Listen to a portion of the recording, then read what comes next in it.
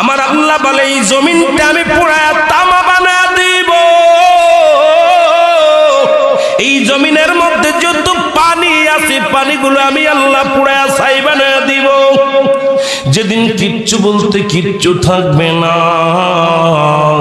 এই আল্লাহ বানাইল বহু জাতি, আবার শিখাইল প্রেম প্রীতি। আরে মোর নবীকে পাঠান আল্লাহ, মোর নবীকে পাঠান আল্লাহ প্রেমের কারণে, প্রেমের ডুরি। ও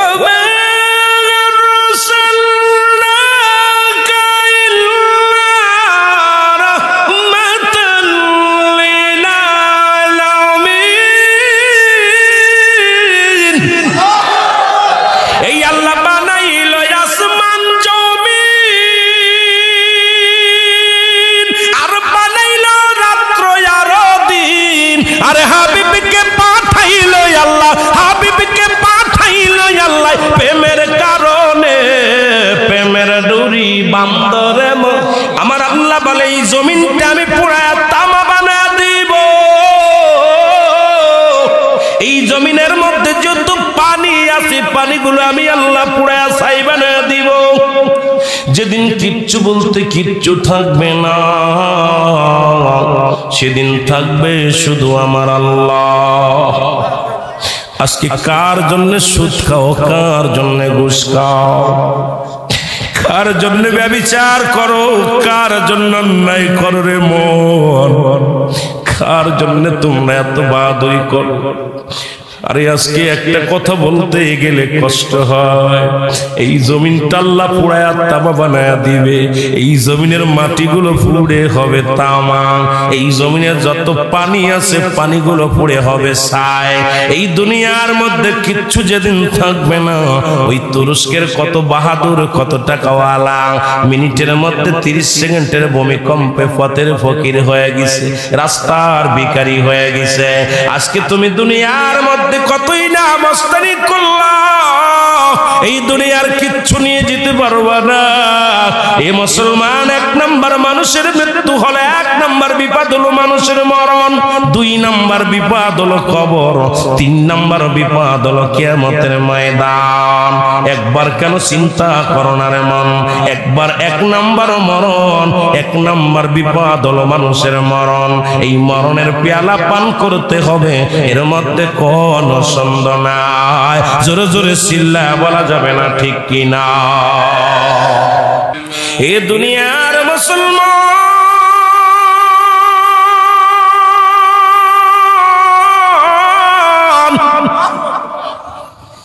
3 দিন ব্যাপী কোরআনের মাহফিল এত শুনলাম, কি হাসিল করলাম?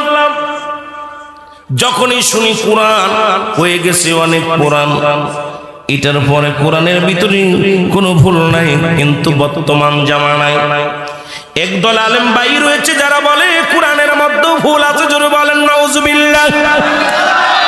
আরো জোরে। নবীর দুরূদ পড়া বেদাত, মিলাদ পড়া বেদাত, জানাজার দোয়া পড়া বেদাত, দাঁড়ায়া কিয়াম পড়া বেদাত, কত কিছু শুনলাম। জাল হাদিস শুনলাম। বাজান এখন শুনতেছি কোরআনের মধ্যে কোরআনের অধিকাংশ জাল আয়াত, অধিকাংশ জাল সূরা। জোরে জোরে চিল্লায় বলা যাবে না নাউজুবিল্লাহ। অথচ আমার আল্লাহ বলেন জালিকাল কিতাবু লা রাইবা ফীহি। জোরে জোরে চিল্লায় বলা যাবে না মারহাবা। আল্লাহ ডাকতে বলে দুনিয়ার মুসলমান শুনে নাও গো, আমার এই কিতাবের মধ্যে কোনো ভুল নাই, কোনো জবরের ভুল নাই, জেরের ভুল নাই, কোনো নুক্তার ভুল নাই, কোনো আয়াতের ভুল নাই। তৎকালীন জামানায় অনেক বেঈমানেরা শুরু করেছিল। রাহমাতুল লিল আলামিন যখন কুরআনুল কারীম পাঠ করেছিল, তখন মুসলিমেরা বলতো মুহাম্মাদের বানোয়াট গল্প, এই মুহাম্মাদ এটা কবিতা, নতুন কবিতা আবৃত্তি করেছে।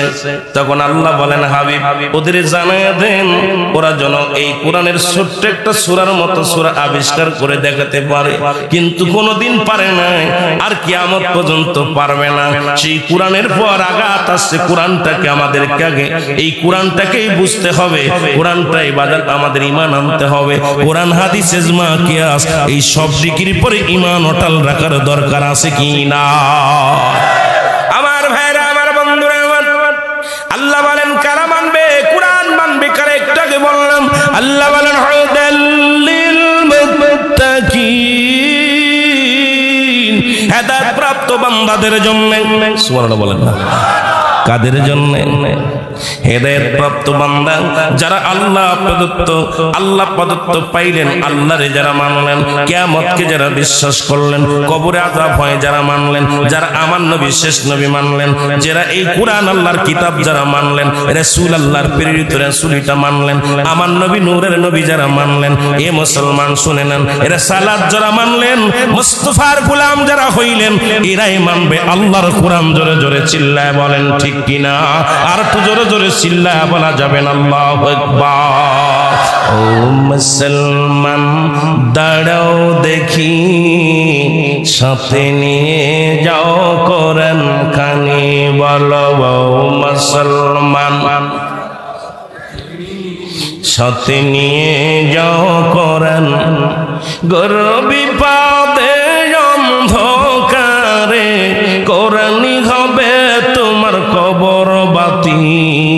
ও মুসলমান দাঁড়াও দেখি, সাথে নিয়ে যাও কোরআন খানি, আল্লাহুম্মা সাল্লি আলা সাইয়্যিদিনা মাওলানা মুহাম্মদ ওয়া আলা আলি সাইয়্যিদিনা।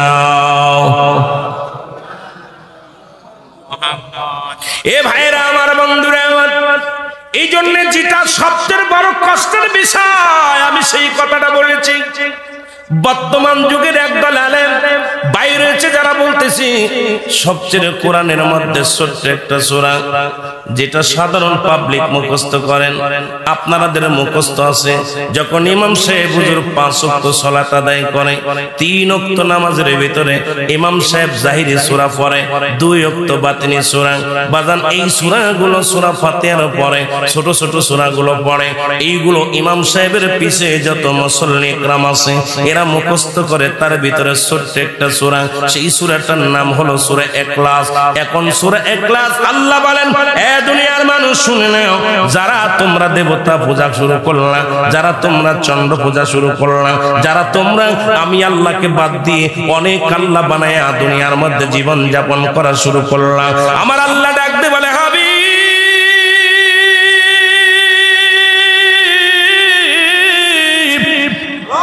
আপনি ওদেরকে জানা দেন আমার পূজা যেন করে আর কারুর নয়। আল্লাহ বলেন, কুল হুয়াল্লাহু আহাদ আল্লাহুস সামাদ লাম ইয়ালিদ ওয়া লাম ইউলাদ ওয়া লাম ইয়াকুল লাহু কুফুয়ান আহাদ। জোরে জোরে চিল্লায়া বলা যাবে না মারহাবা। যে সূরাটা বলতেছে সূরা ইখলাস হলো জাল। এটা খ্রিস্টানদের, ইহুদিদের চক্রান্ত, বেঈমানদের চক্রান্ত, মুনাফিকদের চক্রান্ত। কারণ আমার দেশের সরল প্রাণ মানুষগুলো সূরা ফাতিহার পরে সূরা ইখলাসটা মুখস্থ করেছে। এখন যদি শোনে সূরা ইখলাসটা এটা জাল সূরা, তাহলে এটা নামাজ পড়া বন্ধ করে দিবে। কারণ নামাজ থেকে যদি মানুষকে বন্ধ করা যায়, গুনার কাজে লিপ্ত করা সহজ হয়ে যাবে। কারণ সমস্ত খারাপ কাজ থেকে বাঁচায় একমাত্র নামাজ। আর নামাজি সাধারণ পাবলিক অনেকগুলো সূরা জানে না, হয়তো সূরা ইখলাস, সূরা নাস, সূরা ফালাক, সূরা নাসর, সূরা না বাদানের ওই কাসর, এই ছোট ছোট সূরাগুলো আমার প্রাণ প্রিয় ভাইয়েরা মুখস্থ করেছে। সেখানে বর্তমান বেঈমানেরা আঘাত করেছে। অথচ আল্লাহ বলে, হাবিব আপনি জানায়া দেন। আল্লাহ বলেন, কুল আপনি বলেন, কুল হুয়াল্লাহু আহাদ, আমি আল্লাহ এক, আমি আল্লাহ এক, আমি আল্লাহ এক, আল্লাহুস সামাদ লাম ইয়ালিদ ওয়া লাম ইউলাদ। আল্লাহ বলেন হাবিব আপনি জানায়া দেন, ওদের জানায়া দেন যারা এইগুলো বিভ্রান্তি ছড়ায়, যারা আমার সাথে উপমা দিয়ে অনেক দেবতার পূজা করে, যারা তারা নিজেরা পুতুল বানায় পূজা করে, যারা দেবতার সাহায্য চায়, যারা চন্দ্রের সাহায্য চায়, যারা দুনিয়ার মধ্যে তারকার সাহায্য চায়, হাবিব আপনি ওদের জানায়া দেন আমি আল্লাহ এক, আমার কোনো দ্বিতীয় নাই, আর এই দুনিয়ার মধ্যে আমার কোনো দ্বিতীয় নাই। আমি কাউরে জন্ম দিই নাই, আমি কারো থেকে জন্ম নিই নাই। আমার ছেলে মেয়ে মনে করে যারা জন আজকে দুনিয়ার মধ্যে আমার নাতিপুতি বানাই, কেউ আমার ছেলে মেয়ে বানাইলেন। যেমন ঈসা আলাইহিস সালামকে আল্লাহর পুত্র বানাইয়া তৎকালীন জামানায় ঘোষণা করে দিল। দরদি বন্ধুরা শুনে নাও, এই জন্য আমার আল্লাহ বলেন হাবিব আপনি ওদেরকেও জানায়া দেন ওরা যেন এই ভুলটা না করে, কারণ আমি কারো থেকে জন্ম নিই নাই, কারোর আমি জন্ম দিই নাই। আমার সমকক্ষ আসমান জমিন গোটা পৃথিবীর মধ্যে আর কেউ নাই। জোরে জোরে চিল্লা বলা যাবে না আল্লাহু আকবার। কষ্ট হচ্ছে আপনাদের বুঝতে? আমি আগেই বলেছি বাবা আমি এত জ্ঞানী না, তবে কথাগুলো বলবো আল্লাহর সমকক্ষ কেউ আছে? কেউ নেই। তাকে কতভাবে বিভ্রান্তি করার জন্য মুসলমানদের, এই জন্য আল্লাহ বলেন বিসমিল্লাহির রহমানির রহিম।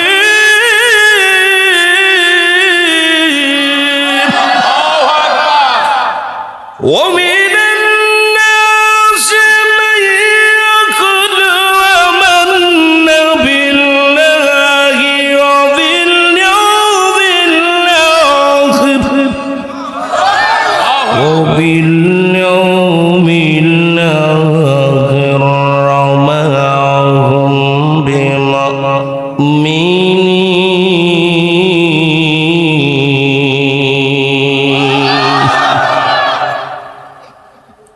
আমাদের জামানায় চোর ছিল না, তৎকালীন ছিল চোর। নবীর জামানাও বাটপার ছিল, খালি চোর আমাদের জামানা না। আল্লাহ বলে হাবিব আমিনাল নাস, মানুষের মধ্যে মাকুল তারা বলবে আমান্নাতের ঈমান আনছে বিল্লাহি আল্লাহর প্রতি, ওয়াবিল ইয়াউমিল আখির আখিরাতের প্রতি বিশ্বাস স্থাপন করছে, ওমা হুম বিমুমিনিন। আল্লাহর নবীর আল্লাহ ডাকতে বলেন হাবিব ওদের জানায়া দেন একদল বেঈমানের দল আছে আপনার কদমের মধ্যে যায়, ওরা ঈমানদার বলে দাবি করবে, ওরা মুমিন বলে দাবি করবে, হুজুর ওরা আপনার কাছে আসবে একটা ধোঁকা দিতে, ওদের জন্য আমি আল্লাহ রেখে দিলাম জানায়া দেন বিসমিল্লাহির রহমানির রহিম উইদ্দাত লিল কাফিরিন। এ কাফেররা, বেঈমানের দলেরা, তোদের জন্য আমি রেখে দিলাম একটা নয় দুটি নয় 7-7টা জাহান্নাম। কয়টা রাখছে? প্রস্তুতি রাখছে, আয় আমার কাছে আয়। হাবিব ওদেরকেও জানায়া দেন যারা বেঈমান, যারা মুনাফিক, যারা কাফের, ওদের জন্য তো আমি প্রস্তুতি করে রাখছি একটা জায়গা। এরা আসবে না, আসতে দেন। ওদের ব্যাধিটাই কি হলো, থাক ভাই মোড়ামুড়ি করিস না, রাখ। ওদের জন্য আমিও ভালো জায়গা রাখছি, কিন্তু যারা আমার বিধান মানবে, যারা আমার মুমিন হয়ে যাবে, আল্লাহ এখানে আবার কোরআন নাজিল করছে কেমনে ভাবে দেখেন না, বিসমিল্লাহির রহমানির রহিম উইদ্দাত লিল মুমিনিন।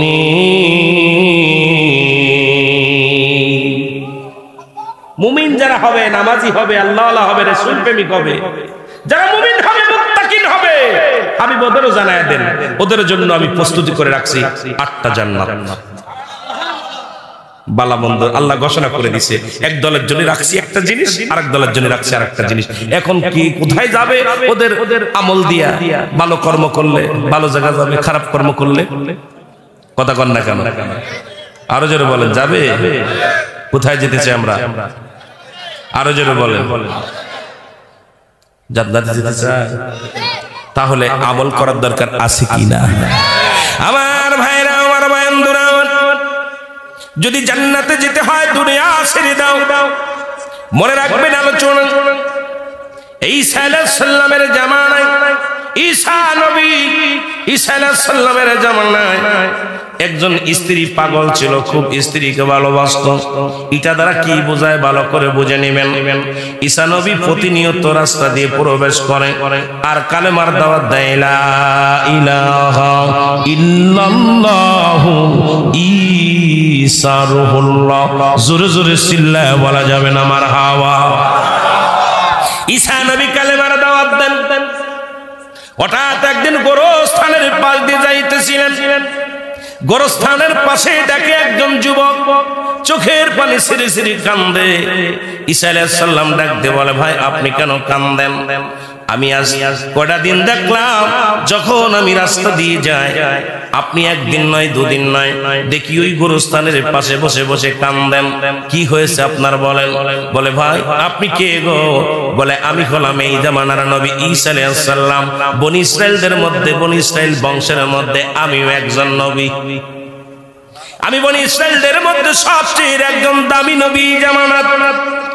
বলে, আপনি যেহেতু নবী, আপনার কাছে আমি বলতে চাই, আমি কান্দি। এই গোরস্থানে আমার বিবি শুয়ে আছে, আমার বিবির জন্য বড় মায়া লাগে। সুন্দরী মহিলা, এত সুন্দর বিবি, চেহারা সুরত অনেক সুন্দর ছিল। আমি বিবিরে হারাইয়া একদিনও আর বিছনায় ঘুমাতে পারি নাই, বিবিরে ছাড়া ঘুমাইতে পারি নাই, বিবিরে ছাড়া খানা খাই না, বিবির ছাড়া রাত কাটে না। এ আল্লাহর নবী ঈসা গো,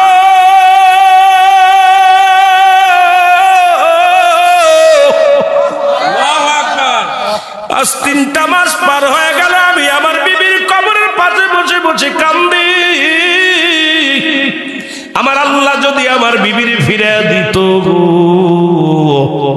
আমি আর কিছু চাই না, আমার বিবিরে চাই, আমার বইয়ের জন্য আমি চোখের পানি ছাড়ি।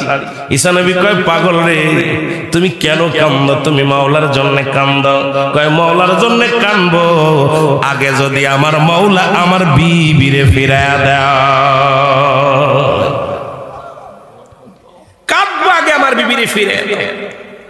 ঈসা আলাইহিস সালাম ডাকতে বলে, যুবক আর কান্দিস না, দাঁড়া। ঈসা নবী ডাকতে বলেন, কোন তোমার বিবির কবর কোনটা? বলে, ওই যে হুজুর, ওইটা কবর। উনি ডাক দিলেন, কবরের মধ্যে কি আছে? উঠে বরং। কবর থেকে লাফ দিয়ে উঠে গেলেন একজন যুবক। এই যুবকের গা দিয়ে বাদান আগুন বাইর হয়, নাক দিয়ে আগুন বাইর হয়, চোখ দিয়ে আগুন বাইর হয়, কান দিয়ে আগুন বাইর হয়, গোটা গায়ের মধ্যে সাপ, আগুনের সাপ পেঁচায় আছে। ঈসা আলাইহিস সালামকে দেখেই চিনে ফেলেছে যুবক। যুবক কবর থেকে উঠেই বলে, আল্লাহর নবী ঈসা আলাইহিস সালাম, লা ইলাহা ইল্লাল্লাহু ঈসা রূহুল্লাহ। জোরে বলেন মারহাবা। যুবক বলে, হুজুর, ও তো আমার বিবি নয়। ঈসা আলাইহিস সালাম বলে, তুমি বললা যে এই কবরটা আমি কবর থেকে উঠাইলাম, এদিকে একটা মহিলা না একজন পুরুষ। বলে, হুজুর, ওর পাশের কবরটা আমার বিবির, ওই কবরটা ওর পাশের কবরটা আমার বিবির। কয়, বিবি? সঙ্গে সঙ্গে ওই যুবকের আবার ঈসা আলাইহিস সালাম বলে, যুবকরে তুমি ঘুমায়া যাও। সঙ্গে সঙ্গে নাক থেকে, গাল থেকে, কান থেকে আগুন বন্ধ হয়ে গেল। ঈমান নিয়ে কবরে চলে গেলেন। উনি বেঈমান হয়ে মৃত্যুবরণ করেছিল, জাহান্নামের আগুনে জ্বলেছিল। আর ঈসা আলাইহিস সালামকে দেখিয়া আবার কবর থেকে উঠে ঈমান নিয়ে কবরে চলে গেলেন। জোরে জোরে বলেন আল্লাহু আকবার। আমার দাদু ভাইরা শুনলেন। এবার আল্লাহর নবী ঈসা আলাইহিস সালাম ডাকতে বলে, কবর, এই কবরের মধ্যে যে শুয়ে আছো, ওঠো গো। সঙ্গে সঙ্গে উনি উঠে বলেন, দেখে একজন সুন্দরী মহিলা, এত সুন্দর রূপ জৈবন তারে আল্লাহরও বানায়া দিছে। দুনিয়ার বুকে ঈমান নিয়ে মৃত্যুবরণ করার কারণে তারে আল্লাহ আরো সুন্দর চেহারা তারে দান করেছে। এত সুন্দর চেহারা তৎকালীন জামানায় এত সুন্দর চেহারার কারণ নাই। যুবকটা ডাকতে বলে, হুজুর, ইনি আমার বিবি, তবে আমার বিবি অনেক পরিষ্কার হয়ে গেছে, আরো সুন্দর হয়েছে, আরো যুবক হয়ে যুবতী হয়েছে। বলে, তোমার বিবি নিয়ে তুমি চলে যাও। বিবি নিয়ে চলে গেলেন। বাজান 3 মাস বিবির জন্য কাঁদতে কাঁদতে বড় ক্লান্ত হয়ে গেছে। বাড়ি যায় বলে, বিবি, বিবি রে, আজ 3টা মাস তোমার প্রেমে আমি পাগল, তোমার জন্য খানা খাই না, তোমার জন্য আমি ঘুমাই না, তোমার জন্য আমি ঠিক মতো তো পানাহার করি না। আজকে বিবিরে তোমারে পাইয়া দুনিয়ার সব দুঃখ আমি ভুলে গেছি। তুমি একটু জেগে থাকো, তোমার উরুতের পর মাথা রেখে আমি ঘুমাবো। বিবির উরুতের পর মাথা রেখে যুবকটা ঘুমায় গেলেন। এমন সময় যুবক কেমন ঘুমাইলেন, ওই সৈকত দিয়ে যাইতেছিলেন তৎকালীন জামানার বাদশার সন্তান এবং বাজানরে রাজকুমার যাইতেছিলেন। ওই সুন্দরী সিহারা রাজকুমারের সামনে পড়ে গেল। সঙ্গে সঙ্গে রাজকুমারী আস্তে আস্তে করে ওই ঘরের দরজায় আসলেন। আশা পা রাজকুমারীকে দেখে মহিলা আস্তে করে তার স্বামীর মাথাটা নিচেই রাখিয়া রাজকুমারীর হাত ধরে চলে গেলেন। রাজকুমার বলে, আজ থেকে তুমি আমার বাদী আর আমি তোমার বাদন। দুজনের হাত ধরে ঘোড়ার উপরে উঠায় নিয়ে চলে গেলেন। ইবান ঘুম ভাঙলেন, ঘুম থেকে উঠে দেখে রে বিবি আর ঘরের মধ্যে নেই। পাগল হয়ে গেলেন যুবক। গোটা ঘর তন্ন তন্ন করে খুঁজলেন, কোথাও বিবিরে পাইলেন না। আশপাশে খোঁজ লাগাইলেন, বিবিরে পাইলেন না। ক্লান্ত হয়ে ঘরে ফিরে আসলেন। চিন্তা করে এতদিন পরে বিবিরে পাইলাম, বিবি কোথায় গেল? বিবির কোথায় গেল? ও দুনিয়ার মুসলমান শুনে নাও, এ আমার দরদি বান্দুরা দিলের কান্ডা লাগায় শুনে নাও। তখন বিবির খুঁজতে খুঁজতে আবার যখন ঘরে ফিরে আসলেন, দেখে ঘোড়ার পায়ের চিহ্ন। চিন্তা করলেন নিশ্চিত কোন ঘোড়া নিয়ে আমার বিবিরে ধরে নিয়ে গেছে। ঘোড়ার পায়ের ছাপ দেখতে দেখতে চলে গেলেন রাজ দরবারে। যা দেখে রাজমহলে বিবিরে নিয়ে আনন্দ করে, রাজকুমার আনন্দ করে। দুজন একই চাদরের মধ্যে একই খাটের উপরে শুয়ে আনন্দ করে। যে ডাকতে বলে, বিবি, এ বিবি, তুমি আমার বিবি। বিবি কয়, তুমি কে?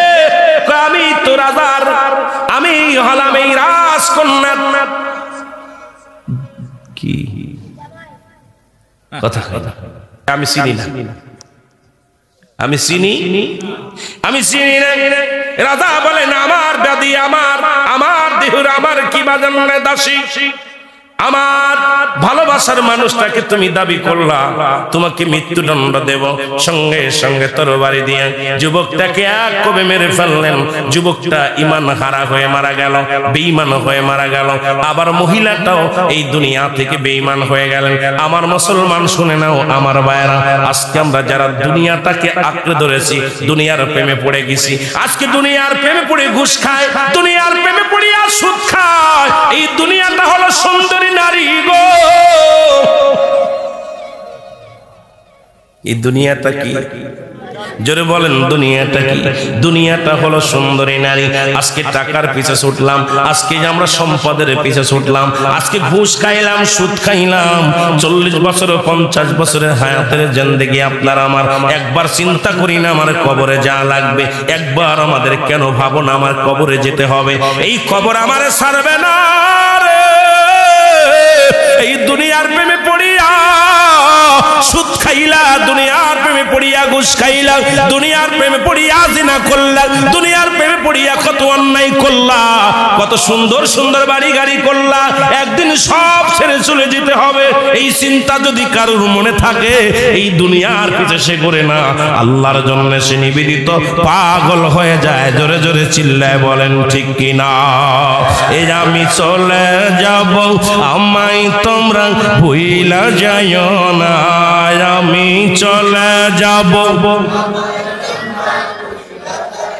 আরো জোরে বলেন, আমি চলে যাব, আমায় তোমরা ভুইলা যাইও না।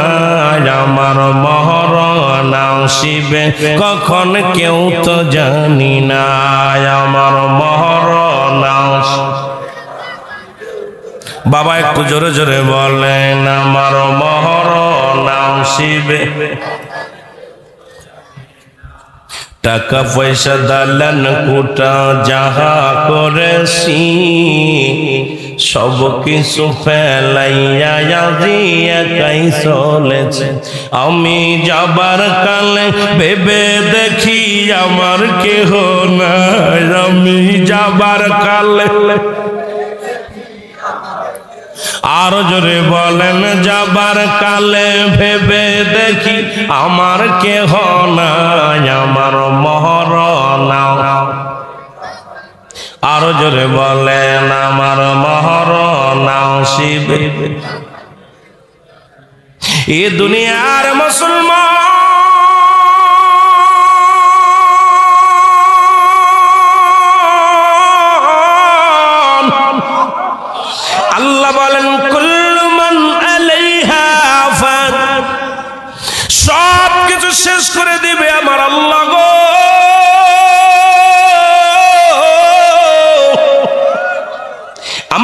বলে এই জমিনটা আমি পুরায়া তামা বানায়া দিব।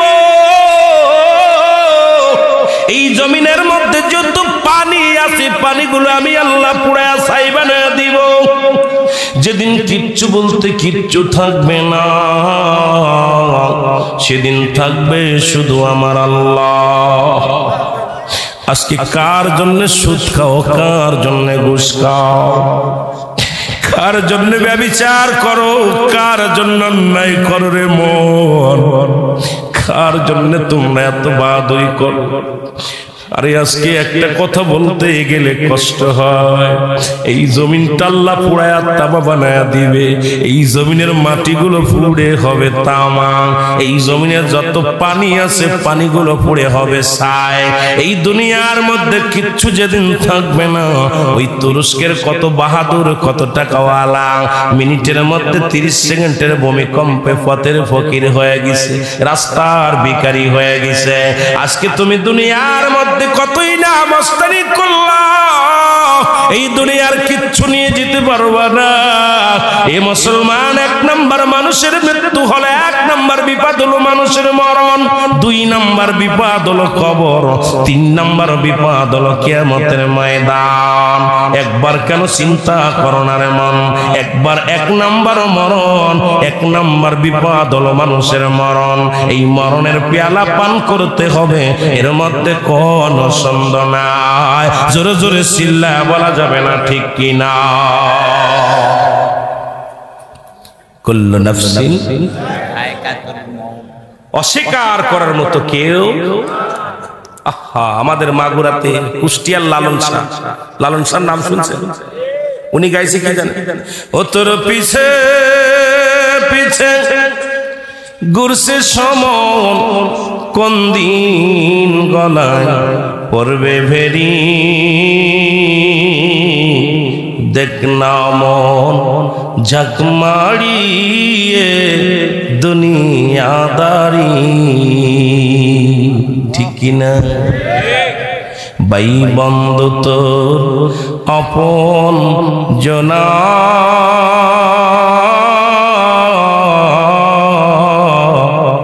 মরলে সঙ্গে কেউ যাবে না, মন তো মারি। ও সেদিন শূন্য হাতে একলা পথে এই মোহাম্মদপুরের জমিনে কত টাকা ছিল গো। মরণের পরে এই মসজিদের 4 বিয়ারি পালকি, ওই পালকি দেখলে মনের ভিতরে বড্ড ভয় লাগে। আল্লাহ,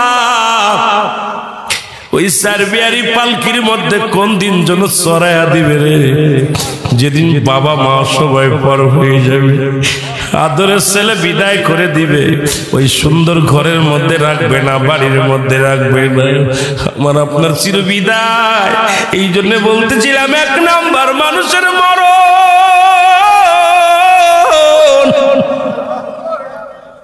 আল্লামা মুফতি আমজাদ আলী সাহেব একটা কিতাব লেখলেন, কিতাবের নাম বাহারে শরিয়া।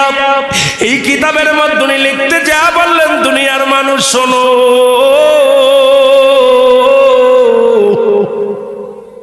একটা মানুষ যখন সাধারণ মৃত্যুবরণ করে, ওই মানুষটা 70টা তাজা উটের গায়ের চামড়া জবাই না করিয়া উল্টো দিকে টান দেয়, লবণ আর মরিচ লাগা দিলে যতটুক যন্ত্রণা হয়, এর চাইতে 70 গুণ যন্ত্রণা হলো একটা সাধারণ মৃত্যু। আমি আজকে মোহাম্মদপুরের বাবাদের বলে যাই, রে বাজানরা দিলের কান্ডা লাগা শুনে নাও। এখন যারা মৃত্যুকালে পায়খানা করে দেয়, যারা মরণকালে প্রস্রাব করে দেয়, যারা মরণের সময় চোখ 2টা বড় বড় হয়ে যায়, যারা মরণের সময় জিহ্বা বাইর হয়ে যায়, তাদের মৃত্যুটা কত কঠিন হয় রে।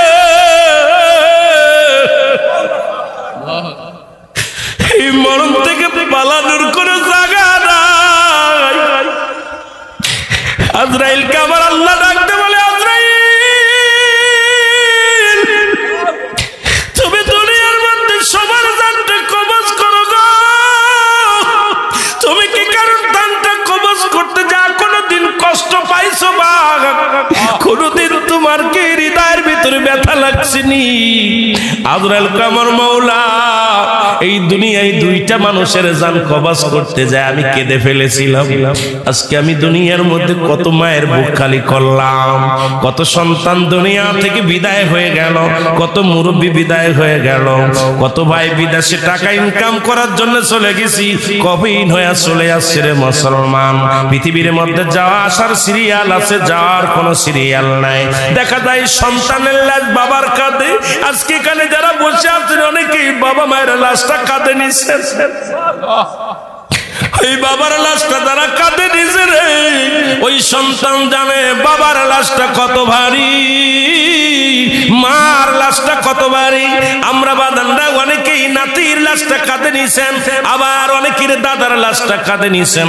আসার একটা সিরিয়াল আছে, যার কোনো সিরিয়াল নাই। দেখা যায় দাদা জিন্দা নাতি নাই, দেখা যায় বাবা জিন্দা সন্তান নাই, সন্তান জিন্দা বাবা নাই। কি কখন চলে যাব কেউ বলতে পারি না। জোরে জোরে চিল্লায় বলো আল্লাহু আকবার। আমার আল্লাহ বলে আজরাইল রে, ওই দুটি লোককে তুমি একটু বলতে পারো নি যেটা আমার রাসূল আকরাম সাল্লাল্লাহু আলাইহি ওয়াসাল্লাম জিগাইতেছিলেন কথাটা। বলে আল্লাহর নবী, মায়ার নবী গো, আপনার আমি কি বলবো? আমার আল্লাহ পাক হুকুম দিলে আমি কাউকে একটা সেকেন্ড দেরি করি না, একটা মিনিট দেরি হয় না, সঙ্গে সঙ্গে পড়ে যায়। তবে আল্লাহ পাকের হুকুম তালিম করতে যায় দুইটা জায়গা আমি চোখের পানি ফেলেছি। আজরাইল রে তুমি কোন দুইটা জায়গা চোখের পানি ফেলছ? বলে হুজুর একটা জায়গা, এক নাম্বার হলো একদিন সমুদ্রে যখন একটা মা তার সন্তান প্রবাহিত দুনিয়ার মধ্যে প্রসব করলো, এই দুনিয়ার মধ্যে ডেলিভারি হলো, আর জাহাজটার সঙ্গে সঙ্গে ডুবে সব মানুষ মারা গেল। মা জননী ওই একটা তক্তার উপরে সন্তান তারে রাখিয়া যখন একটা ছোট্ট কাঠের উপরে সন্তান তারে রাখলো, রাখা পর মা জননীর জানটা আমি কবজ করেছিলাম। ওদিন আমি আজরাইল চোখের পানি ছেড়ে দিলাম। আল্লাহ তোমার মহিমা, আল্লাহ তোমার হুকুম তালিম করতে যাইয়া এই সাগরের মধ্যে বাচ্চাটা ডেলিভারি হলো। আজকে বাচ্চাটারে বাঁচায় রাখলা, বাচ্চার মারে তুমি বিদায় করে দিলাম। আর একটা দিন আমি কেঁদেছিলাম সাদ্দাত যখন জান্নাত বানাইলো। এ দুনিয়ার মানুষ শুনে নাও, হুদ আলাইহিস সালামের কাছ থেকে শুনিয়া জান্নাতের বিবরণ হযরত ওই তৎকালীন জামানায় বনি ইসরাঈলের নবী হুদ আলাইহিস সালাম ওনার কাছ থেকে শুনিয়া সুন্দর জান্নাত খানা বানানো হলো। সাদ্দাত নিজেই জান্নাত বানালো, বানায়া একটা পা দেওয়ার জন্য অনেক অনুনয় বিনয় করেছিল। আমি আজরাইলের কাছে অনেক অনুনয় বিনয় করেছিল, কিন্তু আল্লাহর হুকুম একটা পা তারে জান্নাতের মধ্যে ঢুকতে দিতে পারি নাই, দিই নাই। ওদিন আমার কান্না এসেছিল, অনেক মায়া লেগেছিল। আমার নবী বলে আজরাইল রে, ওই দুটি লোককে কি চেনো? তুমি জেনে রাখো ওই দুটি লোকই একই লোক। ওই সাগরের মাঝে যখন ডুবে গেছিল, মা মারা গেল, বাবা মারা গেল, ওদিন যে বাচ্চাটাকে আমার আল্লাহ বাঁচিয়ে রেখেছিল, ওই বাচ্চাটাই বড় হয়ে সাদ্দাত বাদশা হয়েছিল। আল্লাহ তার রাজত্ব দান করেছিল, কিন্তু আল্লাহর সঙ্গে নাফরমানি করেছিল। শুনে নাও রে আজরাইল, ওই দুটি লোকই একই লোক। জোরে জোরে চিল্লায়া বলা যাবে না আল্লাহু আকবার। একসময় বাদ জোটে না, আজকে ছেলে মেয়ে লেখাপড়া করে চাকরি বাকরি করতেছেন, অনেক কিছু পাইছেন, কিন্তু আল্লাহর সঙ্গে নাফরমানি শুরু করেছেন।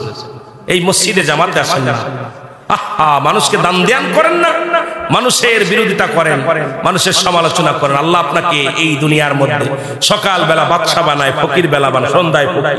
এটা আল্লাহর খেলা। তুরস্কের 20 তলা ভবন ধসে মারা গেছে, সবাই মারা গেছে। উনি রাস্তার মধ্যে একটা পাউরুটির জন্য বসে আছে। উনি ডাকতেছে আর বলতেছে, আমি 30 সেকেন্ডের ভূমিকম্পে আমার 20 তলা ভবন, 3টা ভবন দুনিয়া থেকে আল্লাহ ধুলো সাফ করে দিছে। আজকে আমি পথের ফকির, একটা রুটি খাবো নাই, তোমাকে কে আসো, আমাকে একটা রুটি দাও। আল্লাহু আকবার বলেন। এ হলো দুনিয়ার খেলা। এত বাড়াবাড়ি কোথা থেকে আসে? আমার বন্ধুরা শুনে নেন, এই জন্য বলতেছিলাম মানুষের 3টা বিপদ। নাম্বার 1 হলো মানুষের মরণ, নাম্বার 2 হলো কবর, নাম্বার 3 হলো কিয়ামতের ময়দান। একটার চাইতে একটা বড় বিপদ। এই মরণের পেয়ালা পান করতে হবে, এর মধ্যে কোনো সন্দেহ নাই। বাবারে শুইনালাম, একজন মানুষ জান্নাতের মধ্যে আছে এখনো জীবিত অবস্থায়, নাম হলো হযরত ইদ্রিস আলাইহিস সালাম। ইদ্রিস আলাইহিস সালাম ডাকতে বলে, আমার আল্লাহ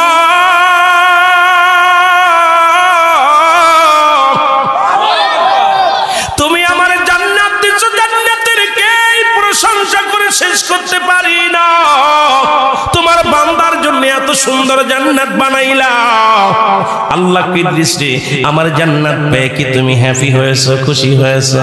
আমার ইদ্রিস আলাইহিস সালাম বলে আল্লাহ খুশি হয়েছি, তবে আমার একটা কষ্ট পাই। কি কষ্ট? কষ্টটা হলো আমার মৃত্যু যন্ত্রণা। এই মরণের সময় আমার তুমি মৃত্যু যন্ত্রণা দিয়েছি। আল্লাহ বলে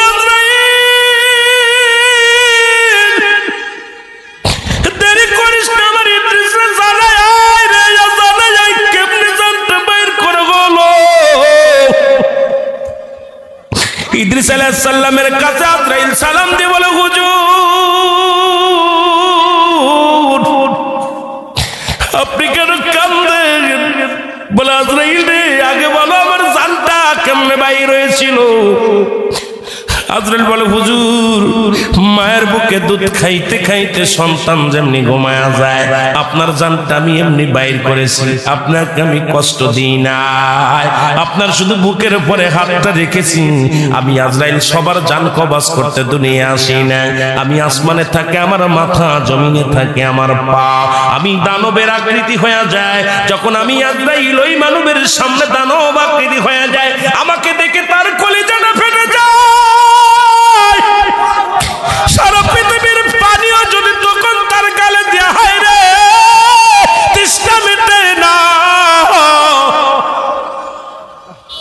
সারা পৃথিবীর মানুষ যদি সান্ত্বনা দেয়, বাতাস দেয়, তার কলিজা ঠান্ডা হয় না। নবী গো শুধু আপনি আল্লাহর মাহবুব বান্দার জানটা বাইর করার জন্য আমি আজরাইল জমিনের মধ্যে নেমে আসি, আপনাকে আমি কোনো কষ্ট দিই নাই। বাদান রে এবার বাদান কি ডাকতে বলে ইদ্রিস আলাইহিস সালাম ডাকতে বলে আজরাইল এই সহজ মৃত্যু যদি এত কঠিন হয়, যাদের সঙ্গে তুমি জোরাজুরি করো, যাদেরকে তুমি কষ্ট দাও, যাদের জানটা বাইর করার সময় প্রস্রাব পায়খানা করে দেয়, অনেকের জিহ্বা বাইর হয়ে যায়। কত মানুষকে জানাজা পড়লাম, কত মানুষকে গোসল করাইলাম, বাবারে অনেকে পায়খানা প্রস্রাব করে দেয় জানটা বাইরের সময়।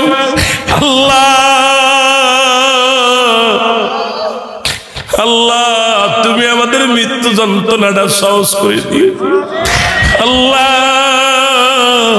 যেদিন আজরাইল পাঠাইবা নসিবে কালেমা পড়া দিও, সেদিন দয়াল নবীর চেহারা বড় কায়না বাড়া দিও গো। ওই মৃত্যু যন্ত্রণা সহজ করে দিও। এই জন্য বলতেছিলাম বাবা, 1 নম্বর বিপদ হলো মানুষের মরণ, 2 নম্বর বিপদ হলো কবর, 3 নম্বর বিপদ হলো কিয়ামতের ময়দান। একটার পরে একটা বিপদ। আল্লাহ আমাদের সমস্ত বিপদ থেকে উদ্ধার করো আজকের মাহফিলের খাতিরে। জোরে বলেন আল্লাহু আকবার। আমার মরণ আসিবে কখন কেউ তো জানি না, আমার মরণ আমি চলে যাব, আমায় তোমরা ভুইলা যাইও না। আমি চলে একটু সামান্য ইকো দেন। আমি চলে যাব, আমায় তোমরা ভুইলা যাইও না, আমার মরণ আসিবে। আব্বারে কত মানুষ নামাজের মধ্যে মারা গেছে, ঘরে ঘুমায় আছে, ঘুমের মধ্যে মারা গেছে। ঘুমের মধ্যে কত মানুষ কচুয়া বাজারে যায়, চাঁদপুরে যায়, মরা লাশ হয়ে বাড়ি ফিরে। কি কখন মারা যাবে কেউ বলতে পারেনি। এখান থেকে কেউ বেঁচে থাকবো আজকে রাত আমরা কাটতে পারি। মানুষের মৃত্যু হয় 2টা টাইম, একটা রাত একটা দিন। হয় মৃত্যু হয় দিনের বেলা, না হয় দিনের রাতের বেলা। রাত শেষ, রাত এখন প্রায় অর্ধরাত হয়ে গেল আমার বাজানেরা। আর দিন তো শেষ করেছি, আমরা মৃত্যুবরণ করি নাই। আল্লাহ কখন কারে নিয়ে যাবে কেউ আমরা বলতে পারি না। এই জন্য আওয়াজ বলেন আমার মরণ আসিবে কখন কেউ তো জানি না, আমার মরণ। এই পৃথিবী চিরদিনই থাকার জায়গা নয়, অন্ধকার কবর যে তোমার আসল ঠিকানাই রে মানুষ, অন্ধকার কবর যে তোমার। এই আমি চলে যাব, আমায় তোমরা ভুইলা যাইও না, আমি চলে আমার মরণ আসিল। আমি বলতেছিলাম দুনিয়ার মানুষ শুনে না, এ দরদি বন্ধুরা, বলতেছিলাম কুল্লু মান আলাইহা ফান, সব কিছু শেষ করে দিবে আমার আল্লাহ। আল্লাহ বলে যেদিন রে বান্দা দুনিয়ার সব কিছু শেষ হয়ে যাবে, সেদিন থাকবো শুধু আমি আল্লাহ, আর আমি থাকবো আমার নবীর ভালোবাসা নিয়ে। জোরে বলেন মারহাবা। কি নিয়ে থাকবে আল্লাহ? আল্লাহ থাকবে আমার নবীর ভালোবাসা নিয়ে গো। সেই নবীর ভালোবাসার দরকার আছে কি না? وما أرسلناك إلا رحمة للعالمين।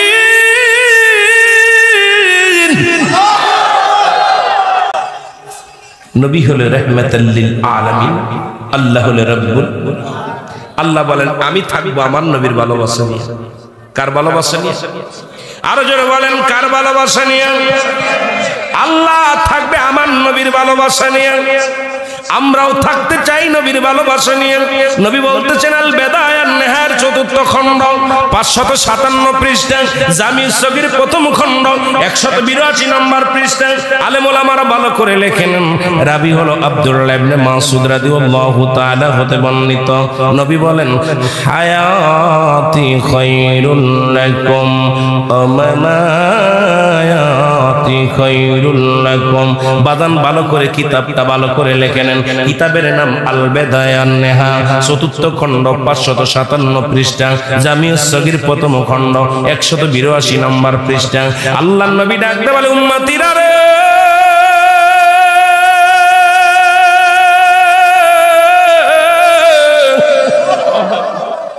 আমি নবী দুনিয়ার মধ্যে আগমন করেছি আমার উম্মতের জন্য, এটা কল্যাণকারক গো।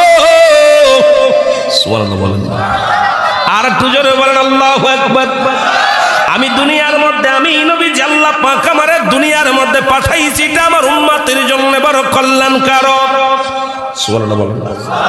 কারণ আমার ৬৩ বছরের জিন্দেগিটা আমার উম্মতের জন্য কল্যাণকারক।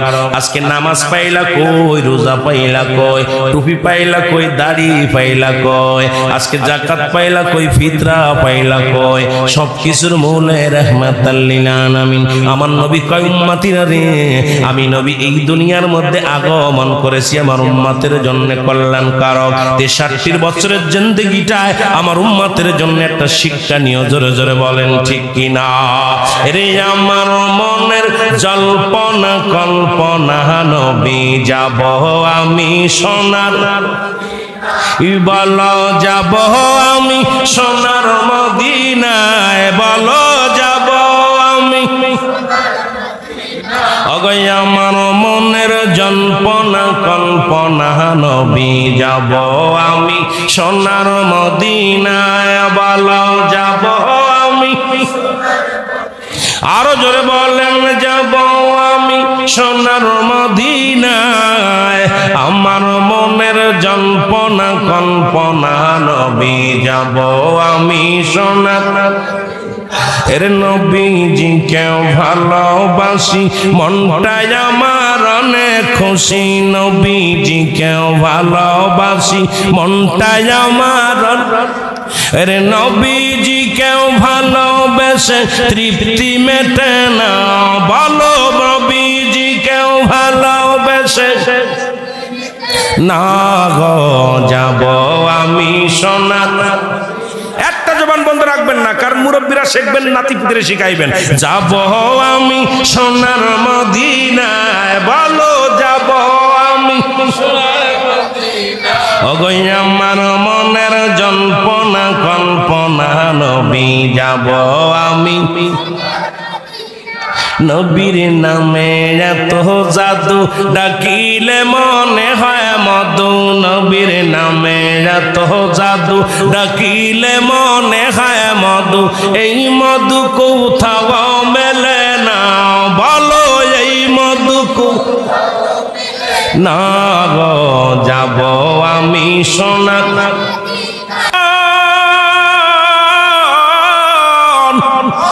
আমার নবী বলে মামা আয়াতি খায়রুল লাকুম গো।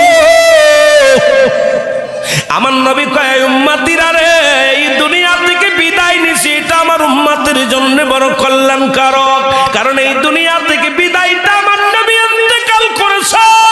আমাদের মতো কিছু মানুষ কয় নবীও মানুষ, আমরাও মানুষ গো। আল্লাহর নবী কয় উম্মতিরা রে, এই দুনিয়া থেকে আমি নবী বিদায় হয়ে গেলাম, আমার ইন্তেকালটা আমার উম্মতের জন্য কল্যাণকারক। কারণ পৃথিবীর মধ্যে যদি কোনো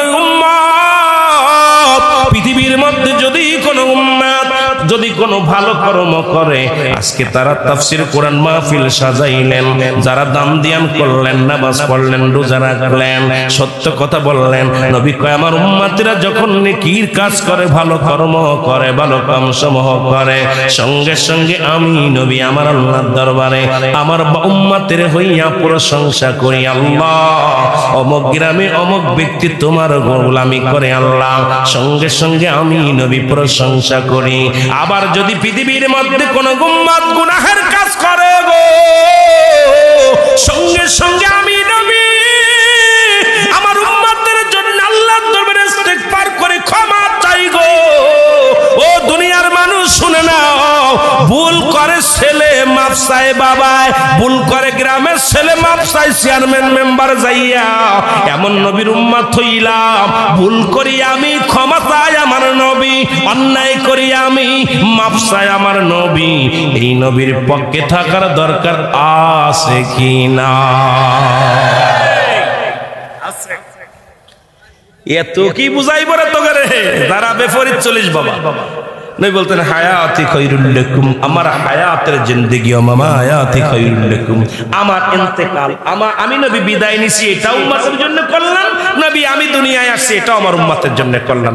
আজকে মাহফিলটা হয়েছে আপনার জীবিত মানুষের জন্য উপকৃত হবে, যারা কবরে শুয়ে আছে তাদের জন্য উপকৃত হবে। জীবিত মানুষগুলো কিছু অজানা কথা শিখতে পারবে, যারা কবরে চলে গেছে তারা কিছু দোয়ায় শরীক হতে পারবে। কথা কয় না, কথা কয় না।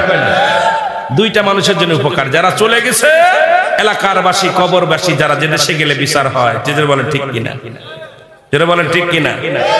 এর দয়াল নবী তুমি গুণমণি, পাপীদেরকে তাড়াইতে গো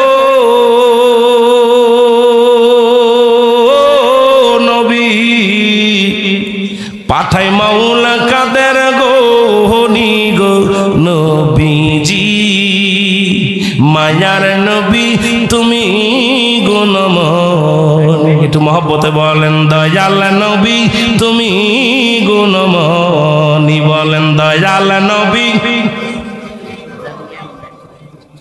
রহমতে আলম গো নবী, আপনি সর্বগুণের গুণী গো নবীজি, আপনি সর্বগুণের গুণী, দয়ালের দয়াল তুমি গো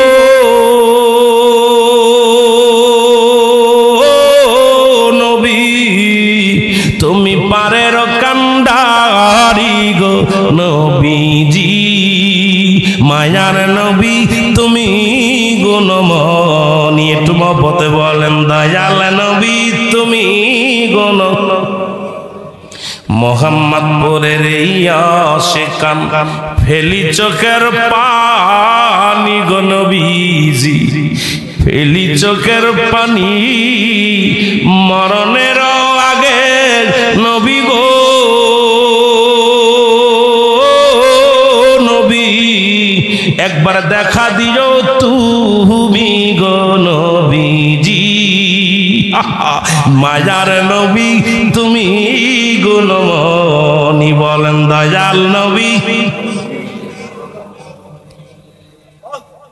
নবী দেখতে চান না? আওয়াজ কমে গেল কেন? দেখতে চান না? আহা, কবরে হাসরে মিজানে ফুলসিরাতে নবীজিকে চাই, জোরে বলেন ঠিক কিনা। এ মুসলমান যদি দেখতে চান,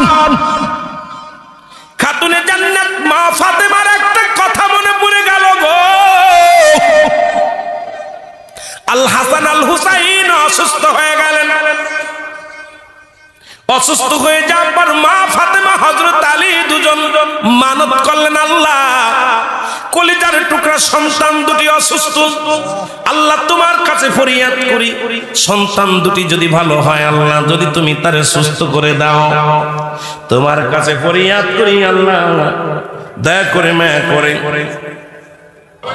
সব বাপ মা চায়, তোরে কোন ঠিক কিনা? বাবা মা চায় না? যদি কোনো বাপ মার সন্তান যদি দুনিয়া থেকে মারা যায়, মা কলিজার মধ্যে দেখছি আঘাত মারে, আর আল্লাহ তুমি আমার নিয়ে যাও, আমার ফুলারে দিয়া যাও। আব্বা কয় আমার কলিজার টুকরা দিয়া যাও।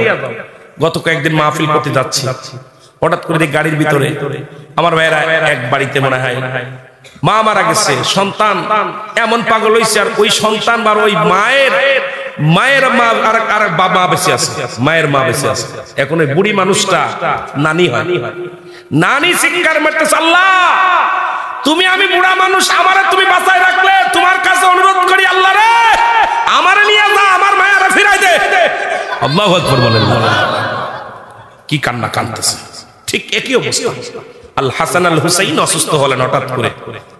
আম্মা জান আমাদের মা ফাতেমাতুজ জোহরা, জান্নাতের সরদারিনী, মহিলাদের জান্নাতের সরদারিনী, উনি চোখের পানি ছেড়ে কাঁদতেছে, আল্লাহ ফজরের সালাত আদায় করে কাঁদেন, আর হযরত আলী বলে ফাতিমা রে চলো যাই রাসূলুল্লাহর কদমের মধ্যে যাই।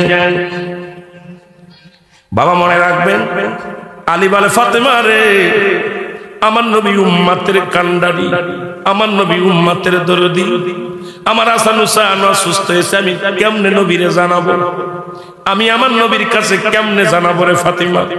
ফাতিমা কয় স্বামীরে চলেন যায়, আব্বা জানের কদমের মধ্যে জানায় আসে। কয় ফাতিমা রে সালাত আদায় করে, ফজরের সালাত নামাজ আদায় করে দোয়া করলেন, আল্লাহ তুমি আমার কলিজার টুকরা সন্তান দুটিকে তুমি সুস্থ করে দাও, যদি তুমি সুস্থ করে দাও স্বামী স্ত্রী মিলে 6টা রোজা রাখবো। জোরে বলেন সুবহানাল্লাহ। কয়টা রোজা? 6টা। আমিও 3টা, আলীও 3টা, 6টা রোজা, মোট 3টা করে 6টা রোজা। সুবহানাল্লাহ বলেন। স্বামী 3টা, আমি 3টা, 6টা রোজা। সন্তানের জন্য মানত করলেন হযরত শেরে খোদা হযরত আলী রাদিয়াল্লাহু তাআলা আনহু, খাতুনে জান্নাত মা ফাতেমাতুজ জোহরা রোগ ভালো হয়ে গেলেন, অভাবের তারুণ্যায় রোজা রাখতে পারেন না। এত কষ্ট এমনি কি আল্লাহ বলেছেন, আল কাসিম হাবিবুল্লাহ দিন মজুরি মেহনতকারী আল্লাহর বন্ধু। জোরে বলো মারহাবা। যারা রিকশা চালায় তারা আল্লাহর বন্ধু, যারা রিকশা চালায় তারা আল্লাহর বন্ধু, যারা অটো চালায় তারা আল্লাহর বন্ধু, যারা মাঠে কাজ করে তারা আল্লাহর বন্ধু, যারা ব্যবসা করে তারা আল্লাহর বন্ধু, যারা গাম জড়ায় তারা আল্লাহর বন্ধু, যারা দুনিয়ার মধ্যে হালাল খাদ্য খাওয়ার জন্য যারা কষ্ট করে এরাই হলো আল্লাহর বন্ধু। জোরে বলেন ঠিক কিনা? আর একটু জোরে বলেন। আমার বানট কথা। আল্লাহ বলে আল কাসিম হাবিবুল্লাহ দিন মজুরি মেহনতকারীরা হলো আল্লাহর বন্ধু। কার বন্ধু? এটা আল্লাহর ঘোষণা, আমার ঘোষণা না। তা আপনারা কি সব এসির মধ্যে বয়া বয়া খান? মাঠে কাজ করেন না, ব্যবসা করেন, এরপরে অটো চালান, রিক্সা চালান, গাড়ি চালান, ভ্যান চালান, কষ্ট করেন। এক কথায় যারা মেহনত করে গায়ের ঘাম ঝরায় এরাই হলো কার বন্ধু? আল্লাহর বন্ধু। নামাজ পড়ে হবেন নাকি নামাজ ছেড়ে দিয়ে? কথা কন কইতে পারেন বন্ধু যেহেতু হয়ে গেছে আর নামাজ পড়ার দরকার নাই। আমার বন্ধুগণ শোনালেন, খাতুনে জান্নাত রোজা রাখবে কয় স্বামী, ঘরের মধ্যে কোনো খাবার নাই, আপনি একটা কাজ করেন, আমার জন্য একটা কাজের ব্যবস্থা করেন। যেহেতু আপনি প্রতিদিন কাজে যান, প্রতিনিয়ত ব্যাগটা লইয়া সকালবেলা আলী বাইর হয়, সন্ধ্যার সময় শূন্য ব্যাগ নিয়ে বাড়ি আসে, কোনো মানুষ তারে কাজ দেয় না, কোনো কাজ উপায় না, সন্তানও অনাহারে, স্ত্রীও অনাহারে, স্বামীও অনাহারে, চোখের পানি সেরে সেরে কান্দে। ডাকতে বলে স্বামীরে, ও স্বামী, যেহেতু আপনি কাজ পান না, পাশের থেকে কোন ধনীর বাড়ি থেকে কি নিয়ে আসেন? পশম নিয়ে আসেন। আমি পশমের সুতা বানাবো, পশম দিয়া সুতা বানাইব। এই সুতা বানাইয়া আমি যে রুজি হবে সেই রুজি দিয়ে আমি রোজা রাখবো, কারণ আপনি রোজা রাখবেন। আমরা আটা নিয়ে আসবেন, কি বানাবেন? ময়দা বানাইয়া, এই ময়দা দিয়া রুটি বানাইয়া দুজন মিলে খাবো এবং রোজা রাখবো। কারণ মানত আমার সন্তানের অসুখ সেরে গেছে, এখন আমার মানত পুরা করা লাগবে। এই নিয়ত করিয়া যখন আলী গেলেন, পাশের বাড়িতে, পাশের এলাকার মধ্যে, মহল্লার মধ্যে এক ধনীর কাছ থেকে এক বস্তা পশম নিয়ে আসলেন। তিন কাচ্চা আটা দিবে, একটা বিনিময়ে 3 বার কাজটা শেষ হবে। তিন চা পরিমাণ আটা দিবে, এইটা তার প্রতিজ্ঞা করে নিয়ে আসলেন। আটা কি করলেন? প্রথম দিন রোজা রাখলেন পানি খাইয়া। মা ফাতেমা তু জোহরা আর আমার বাজান রে, যিনি হলো কুবাজান, যাকে আল্লাহ পাক আমার নবীজি যারে মা বলেছেন, যিনি জান্নাতের মহিলাদের জান্নাতের সরদারিনী হবেন, আল হাসান হুসাইনের মা, তিনি না খেয়ে পানি খায় রোজা রাখে। বাবার সামনে রোজার মাস আসতেছে, ভালো করে খেয়াল করবেন। এই পানি খাইয়া রোজা রাখলেন, সারাদিন ভরে কি করলেন? সুতা এড়াইলেন, সুতা গোলা দিয়ে এই পশম দিয়া সুতা বানাইয়া বললেন আপনি আটা নেন, আটা দিয়া 3টা রুটি বানাইলেন। মুসলমান শুনে নাও, 3, 4, 5টা রুটি বানাইলেন। 5টা রুটি বানাইলেন। 2টি রুটি একটা হাসান রাদিয়াল্লাহু তাআলা খাবে, একটা হুসাইন খাবে, একটা শেরে খোদা হযরত আলী, আর একটা খাবে ফাতিমা, আর একটা রুটি আমার ঘরে করতেন সেই লোকটা খাবে। 5টা রুটি অলরেডি কমপ্লিট। জোরে জোরে বলেন আল্লাহু আকবার। এই 5টা রুটি সন্তানের 2টি সন্তানকে দিলেন, সন্তানের দিয়া দিলেন। 2 ছেলে খাইলেন, বাড়ির কাজের যিনি ছিলেন উনিও খাইলেন। 3টা শেষ থাকলো 2টি রুটি। এই 2টি রুটি নিয়ে ইফতারের জন্য যখন আজান পড়ে গেছে, ইফতার করার জন্য যখন গালে দিবে, শেরে খোদা হযরত আলী রুটির এক কোণা সিরিয়া যখন খানা খাইতে গালে দিবে, এমন সময় একজন মুসাফির ফকির এসে বলেন, হে আল্লাহর নবীর আহলে বায়াত, আমি গরিব মানুষ, আজ কয়টা দিন খানা খাই নাই, আমি ক্ষুধার্ত অবস্থা আছি, যদি কিছু দিতেন তাহলে আমি প্রাণটা ভরে খেতাম। আমি বড় আশা করে আল্লাহর নবীর আহলে বায়াতের ঘরে আমি হাজিরা দিয়েছি, যদি পারেন আমাকে কিছু খাবার দেন। হযরত আলী একটা দড়ি ধরে চলে গেলেন স্বামীর স্ত্রীর কাছে, ফাতেমা রে, ভিখারি ঘরের দরজায় হাজির হয়ে গেছে, বলো কি করব? ভিখারিকে কি করব? আমরা তো সারা দিন না খেয়ে আছি। ফাতেমা কয়, স্বামী, খানা না খেয়ে আছি, আমরা পানি খেয়ে ইফতার করব। রুটি 2টা ভিখারিকে দিয়ে দেন। সঙ্গে সঙ্গে রুটি 2টা ভিখারিকে দিয়ে দিলেন। ওদিন পানি খেয়ে রোজা রাখলেন, রোজা ভাঙলেন এবং 2 রাকাত নামাজ পড়ে আল্লাহর দরবারে চোখের পানি ছেড়ে কাঁদলেন, অনাহারে রইলেন। দ্বিতীয় দিন একই অবস্থা। দ্বিতীয় দিন আবার যখন 5টা রুটি বানাইলেন, 3 জনকে 3টা দিলেন। 2টি রুটি নিয়ে বসে গেলেন।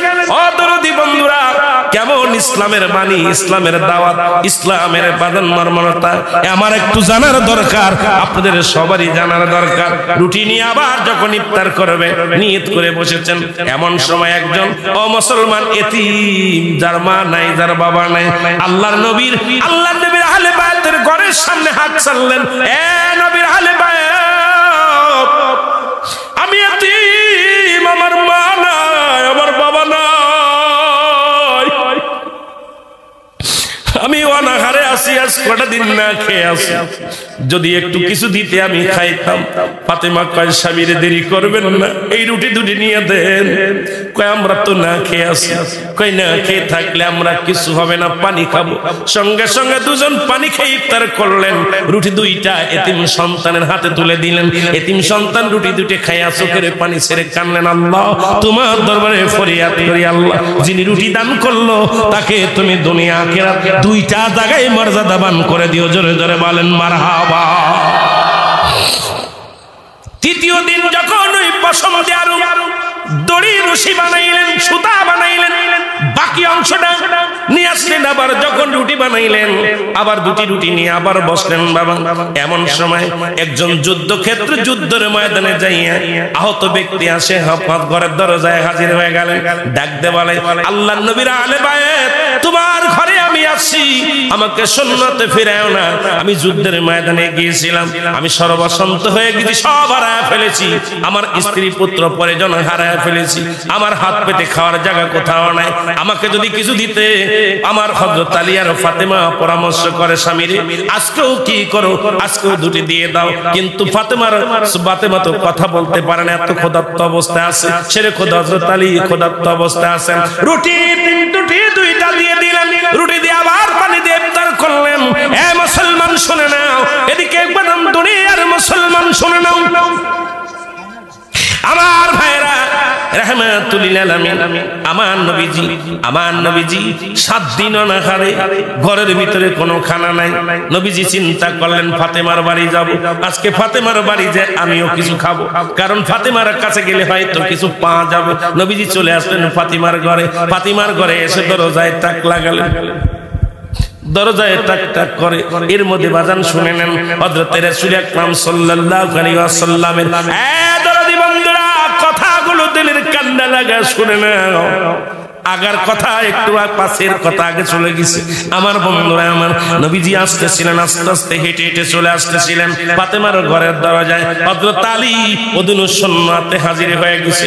দেখে ঘরের ভিতরে ফাতেমার দুটি কলিজার টুকরা সন্তান আল হাসান হুসাইন কান্দে, মা আর সহ্য করতে পারি না, এই 3 দিন 3টা রুটি খাওয়াইছো, আর খোদার যন্ত্রণা সহ্য করতে পারি না, একবার বিদায় দাও, আমার নানুর কাছে যাব।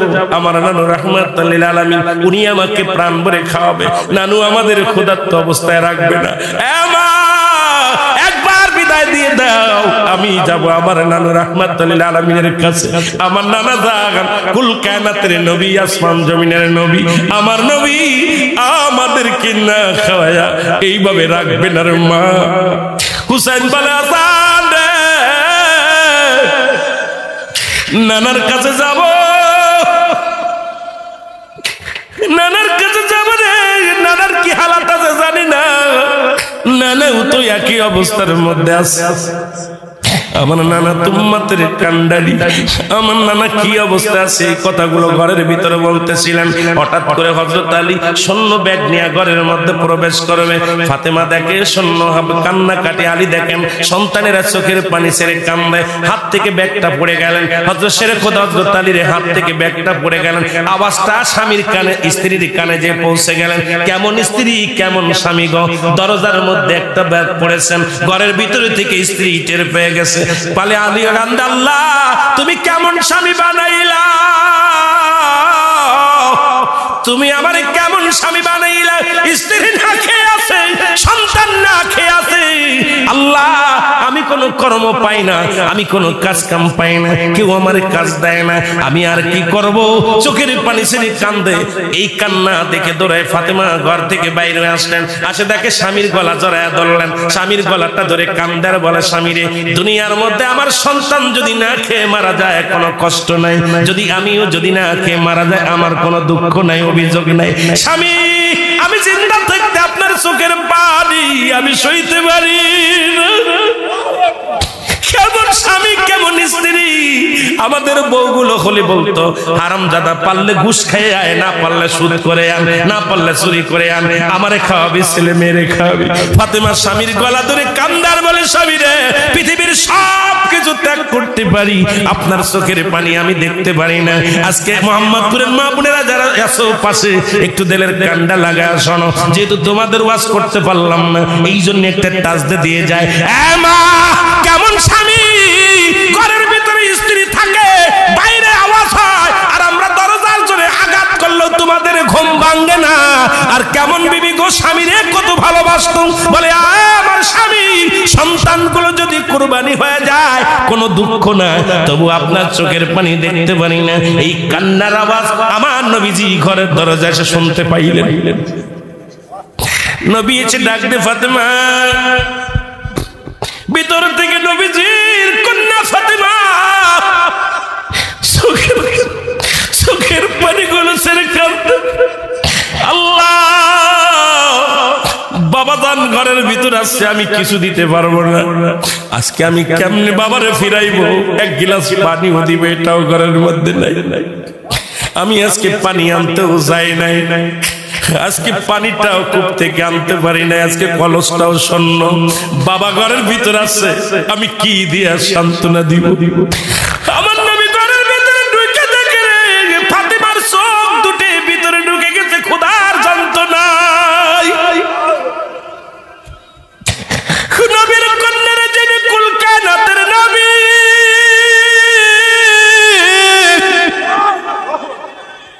টাকা দেখে হুসাইনের চোখ দুটি ভিতরে ঢুকে গেছে, আলীর চোখ দুটি ভিতরে ঢুকে গেছে। নবীর আর বুঝতে বাকি নাই। নবী আলী রে, ফাতেমার ধৈর্য ধারণ করো এই দুনিয়ার মধ্যে।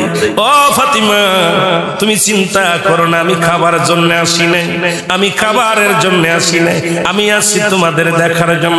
হুসাইন একটা দড়ি চলে আসলেন, হাসান একটা দড়ি চলে আসলেন, নানু ভাই আসছে। নানু রে, তুমি কিছু আনছনি হাতে করে? নানু, নানু গো, তুমি আসছো বাড়িতে বেড়াইতে আসছো, নানু কিছু আনছো? নবীর চোখ দিয়ে দর দর করে পানি ছেড়ে দিছে, দুইটা বুকের মধ্যে নিয়ে দুইটা কপালে দুইটা চুমা লাগা দিছে। দুটি চুমা লাগা দিয়ে বলে, আমি আনছি রে নানু, তোদের জন্য আদর আনছি, ভালোবাসা আনছি, আর কিছু আনতে পারি রে। হুসাইন বলে, না না না রে, আজ কয়টা দিন ঘরের ভিতরে অবস্থা ভালো না। নবী কয়, হুসাইন আমার বলা লাগবে না, আমার ফাতেমার মুখের দিকে তাকাইয়া আমি বুঝতে পেরেছি আমার ফাতিমা অনেক দিন না খেয়ে আছে। আজ কটা দিন না খাইয়া আমার আর বুঝাইতে হবে না, আমার ফাতেমার চোখ দুটি কোথায় চলে গেছে? নিচেই নেমে গেছে। তার মানে আমার আলীর চোখ দুটি গর্তের মধ্যে চলে গেছে। হুসাইন রে, তোমার চোখ দুটি গর্তের মধ্যে চলে গেছে। হাসান রে, তোমার চোখ দুটি গর্তের মধ্যে চলে গেছে। এ দুনিয়ার মুসলমান, এই হলো ইসলামের বিধান, আমার নবীর আদর্শ। আজকে আমার দেশের মানুষ, এ দুনিয়ার মানুষ, শোনো, এই মালগুলো আজকে রাখছো কত ধনী, আমরা ধনীরা আছি, শুধু বছরকে বছর কোটি কোটি টাকার ধন সম্পদ অর্জন করছি। পাশের বাড়ির মানুষগুলো না খেয়ে মারা যায়, পাশের মানুষগুলো অনাহারে আছে, কত কষ্টে আছে, একবার খবর নিতে পারি না। আমার দেশের এত ধনী আছে যারা প্রতি বছর মদিনায় হজ করতে যায়, প্রতি বছর তারা কি করে বাজান, বাড়ি গাড়ি করে, আমেরিকা বাড়ি, লন্ডন বাড়ি, অথচ গ্রামের মানুষগুলো না খেয়ে মরে যায়। ইয়াউমাল কিয়ামতের ময়দানে কি জবাব দিবি রে মুসলমান? এই প্রতিবেশীর হক যদি আদায় না করে যায়, ও মুসলমান শুনে নাও, আমার দাদুরা শুনে নাও, আল্লাহর দরবারে আমাদের বিচারের কাঠগড়ায় যেদিন দাঁড় হয়ে দিবে, সেদিন কিন্তু জবাব দিতে পারবো না। জোরে জোরে বলেন ঠিক কিনা? নবীজি কাঁদতেছেন, ফেরেশতা এসে কয়, হুজুর আপনি কাঁদছেন, আমি সদাই করে নিয়ে আসি। আমি যাব, আপনি হুকুম দেন, আমি যাইয়া ফাতেমার জন্য কিছু সদাই করে নিয়ে আসি। আল্লাহর নবী বললেন, না, তুমি দাঁড়াও। ভিতর থেকে ফাতেমা শুনতে পারছে আলাপ, আব্বার সাথে যে আলাপ করতেছে এক মুসাফির আয়া। মুসাফির তো দাইয়াতুল কালবের সুরত ধরে এসে গল্প করতেছে। ফাতেমা কয়, আব্বা জান, কে আপনাকে আমার বাজার দিতে চায়? কে বাজার দিতে চায়? আহা, আমি তো মুসাফির না, উনি আমার বাজার দেবে কেন? সুবহানাল্লাহ বলেন না। আমি তো, আমার তো আল্লাহ শক্তি দিচ্ছে, আমার স্বামীর তো শক্তি দিচ্ছে। আমার দেশের অনেক ভিখারিরা খালি ভিক্ষা নিয়ে পাগল হয়েছে। হে মুসলমান, নবীজি বললেন, উনি তোমার জন্য এই তোমার দাই কি আঙ্কেল বা অমুক চাচা তোমার জন্য বাজার করতেছে।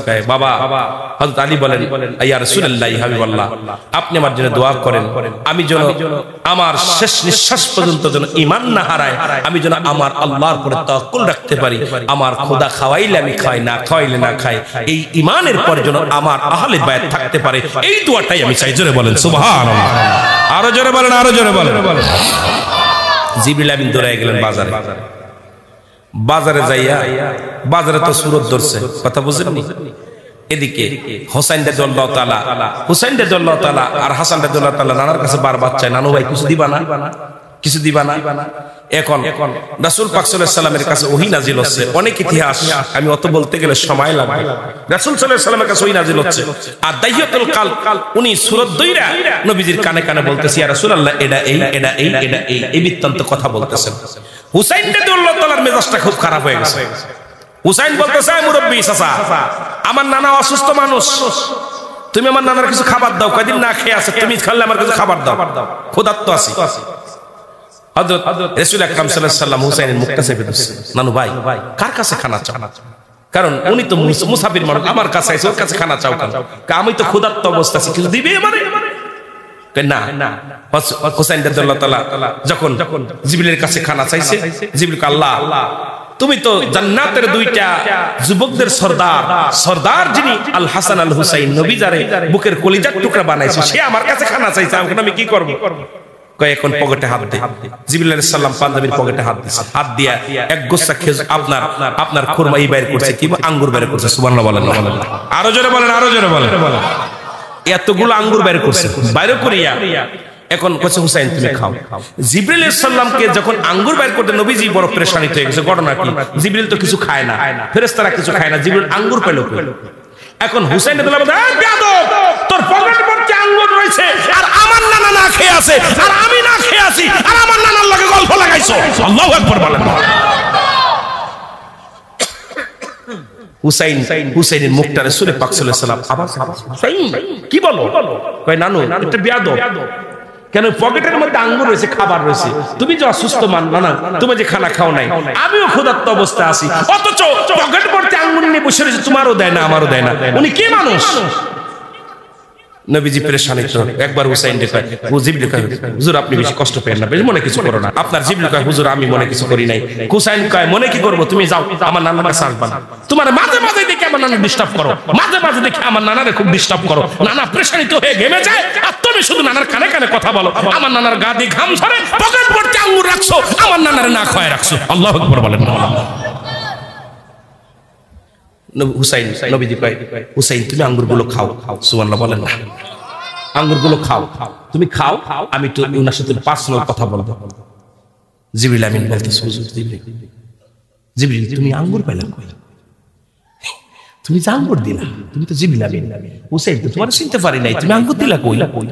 হুজুর আল হাসান আল হুসাইন যখন আমার কাছে হাত পাচ্ছে আমি সহ্য করতে পারি না, ও ক্ষুধার্ত অবস্থা আছে, আমি আল্লাহর কাছে ফরিয়াদ করছি, আল্লাহ আমাকে পকেটে হাত দিতে বলছে, পকেটের মধ্যে কি আছে এটাও আমি জানতাম না, পকেটে হাত দিয়ে দেখে আঙ্গুর বের হয়েছে। সুবহানাল্লাহ বলেন, আরো জোরে বলেন, আরো জোরে বলেন। এর প্রেমের ডরি বান্দরে মদিনার শানে বালাও, প্রেমের ডরি এর মানুষ বানাইল আল্লাহ প্রেমের কারণে, বলো মানুষ বানাইল আল্লাহ আইর প্রেমের ডুরি বান্দরে মদিনার শানে বালাও, প্রেমের ডুরি এই আল্লাহ বানাইল বহু জাতি, আবার শিখাইল প্রেম প্রীতি, আরে মোর নবীকে পাঠান আল্লাহ, মোর নবীকে পাঠান আল্লাহ প্রেমের কারণে, প্রেমের ডুরি আরো জোরে হই বাঁচতে হইব না। এর প্রেমের ডুরি বান্দরে নবী চাইতে দেরি আসতে দেরি না, কিন্তু চাই না। জোরে বলেন প্রেমের ডুরি বান্দরে মদিনার শানে বালাও, প্রেমের ডুরি এই আল্লাহ বানাইল আসমান জমিন, আর বানাইল রাত্র আর দিন, আরে হাবিবকে পাঠাইল আল্লাহ, হাবিবকে পাঠাইল আল্লাহ প্রেমের কারণে, প্রেমের ডুরি বান্দরে এর জোরে জোরে বলা যাবে না, বলাও প্রেমের ডুরি বান্দরে মদিনার শানে বালাও, প্রেমের ডুরি এর মানুষ বানাইল আল্লাহ প্রেমের কারণে, বলো মানুষ বানাইল আল্লাহ এর প্রেমের ডুরি বান্দরে মদিনার শানে বালাও, প্রেমের ডুরি এই আল্লাহ বানাইল বহু জাতি, আবার শিখাইল প্রেম প্রীতি, আর মোর নবীকে পাঠান আল্লাহ প্রেমের কারণে, বলো মোর নবীকে প্রেমের ডুরি বান্দরে মদিনার শানে।